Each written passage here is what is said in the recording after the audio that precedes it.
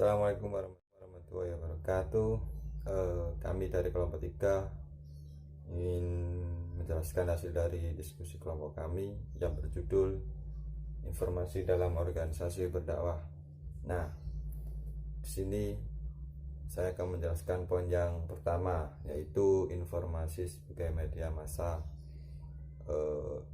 Komunikasi sangatlah berpengaruh terhadap media massa, di mana media massa ini adalah sarana penyampaian informasi secara meluas atau kepada seluruh khalayak. Jadi sifat informasi melalui media massa ini sifatnya yaitu sangat meluas dan serempak.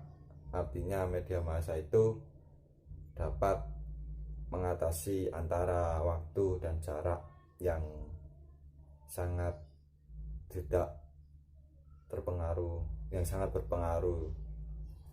kepada orang yang berinformasi. Nah, menurut Onong Ujana Effendi, sifat lain dari informasi yaitu melalui media massa adalah di samping hanya bersifat sejenak, tetapi sangat berpengaruh bagi orang yang membutuhkan, terutama orang yang sedang bekerja di perusahaan maupun sebagai seorang pegawai. Nah, masyarakat era informasi sangat cenderung dengan adanya teknologi, yakni semua urusan yang dilakukan kegiatannya secara menggunakan alat-alat yang canggih, yang mutakhir, yang sangat mudah diaplikasikan di masa sekarang. Terima kasih. Selanjutnya poin kedua akan disampaikan oleh. Assalamualaikum warahmatullahi wabarakatuh. Nama saya Ferry Suranto, NIM 058. Akan melanjutkan presentasi dari Mas Rohim, pengertian organisasi dakwah. Saya mengambil 3 menurut para ahli, yaitu salah satunya SIN menjelaskan bahwa pengertian organisasi dakwah adalah suatu usaha untuk mengordinasi kegiatan sejumlah orang untuk mencapai beberapa tujuan umum melalui pembagian pekerjaan dan fungsinya melalui tanggung jawab. Jadi menurut pengertian ini itu adalah usaha untuk mengordinasi kegiatan dalam organisasi dakwah. Selanjutnya menurut Brick menjelaskan bahwa organisasi adalah suatu bentuk terbuka dari suatu aktivitas yang dikoordinasi dari 2 orang atau lebih untuk mencapai tujuan bersama. Selanjutnya menurut Kotres adalah organisasi yang sistem hubungannya terstruktur dan yang mengordinasi suatu usaha kelompok orang untuk mencapai tujuan tertentu. Nah, dari pengertian ini dapat kita tarik kesimpulan bahwa dakwah adalah ajaran atau seruan atau mengajak organisasi memiliki kesadaran, sikap, dan perbuatan yang mengarah pada ajaran agama agar terciptanya kemaslahatan kebaikan bersama tanpa unsur paksaan. Melalui pemahaman pendapat yang tadi para ahli, organisasi merupakan usaha yang dilakukan dengan mengkoordinir kegiatan dalam pembagian tugas. Nah, tugas tersebut mempunyai tujuan bersama dan dapat dipertanggungjawabkan.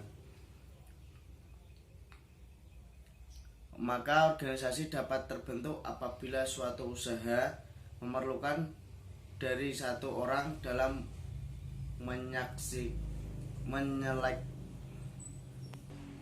menyelesaikan suatu kegiatan. Keberadaan organisasi dakwah Islam menjadi sangat penting dalam melestarikan dan menyebarkan nilai-nilai. Assalamualaikum warahmatullahi wabarakatuh. Perkenalkan, nama saya Muhammad Rifki Ali, NIM 4301710066. Saya akan melanjutkan presentasi dari pemateri 1 dan pemateri 2 mengenai paradigma dakwah. Paradigma sendiri merupakan cara atau metode yang digunakan seseorang untuk mencapai tujuan. Sedangkan dakwah pada hakikatnya merupakan upaya mengajak atau memotivasi umat Islam agar mampu menerima, merealisasikan dan mengaktualisasikan semua atau seluruh ajaran-ajaran Islam pada seluruh aspek kehidupan. Paradigma dakwah dipandang sebagai proses komunikasi karena adanya komunikasi antara dai sebagai komunikator kepada mat'u sebagai komunikan dengan atau melalui metode dan media tertentu agar terjadi perubahan, entah itu perubahan pengetahuan, perubahan tingkah laku, perubahan dari segi akhlak, segi moral, dan masih banyak sebagainya. Selanjutnya yaitu organitas komunikasi lembaga dakwah.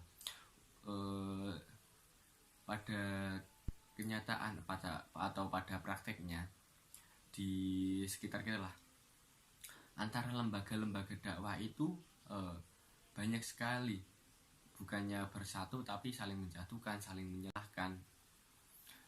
Karena apa? Karena mereka itu berbeda pendapat dan tidak mau tidak mau diskusi atau apa sih pedoman mereka melakukan hal tersebut antara perbedaan tersebut.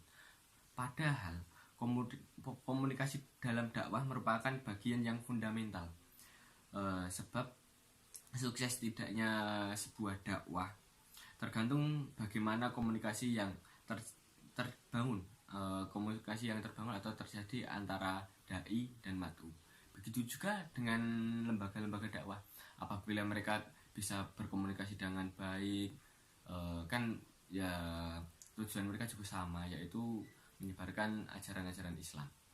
Itu jika mereka bisa berkomunikasi dengan baik dan mampu memahami mengapa sih pendapat mereka berbeda dengan kita, dan kalaupun itu memang dasar-dasarnya benar, oke lah, tidak masalah. Tapi yang yang boleh dipermasalahkan ketika itu tidak sesuai dengan ajaran-ajaran yang tertera pada dalam Al-Quran atau hadis. Jika itu sama dan mereka mempunyai sumber yang benar dan pasti, itu sebenarnya tidak masalah. Toh juga kita bisa menghargai perbedaan dan pendapat mereka. Mungkin sekian dari kelompok 3. Apabila ada tutur kata yang salah atau kurang jelas, tutur kata yang salah, kami mohon maaf yang sebesar-besarnya. Akhir kata, assalamualaikum warahmatullahi wabarakatuh. Kemudian untuk teman-teman yang ingin ditanyakan ataupun menambahi, mengkritik dan mengasih saran, dipersilahkan.